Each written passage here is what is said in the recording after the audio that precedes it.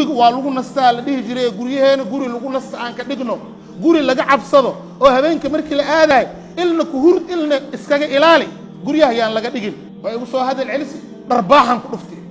dharbaax qalad waa sidaas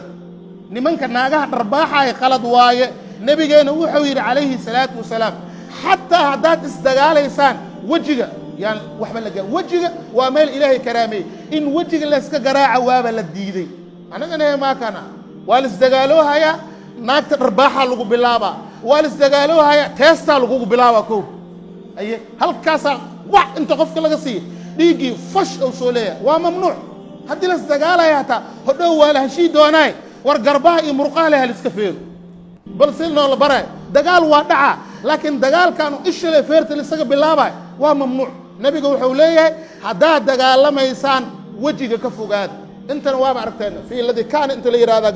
gabadha gadaal waa loo siihaa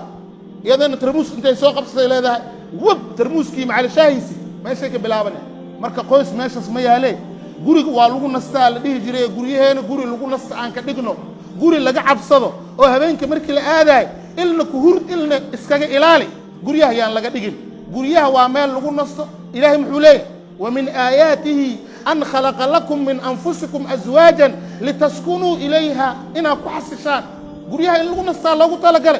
قري مركا هبينكي أدبقدين أكو سيحانيسد كاس قري ما أهان مركا ولا ليال إلهي أن أصول لابانو إلهي وحوال بوانوها جاجينا يا لكن انت قريها أيين قري صلاة أن لو قريها وارتين ما انت ولا ليال صلاة سوح مركا أصول سعوتي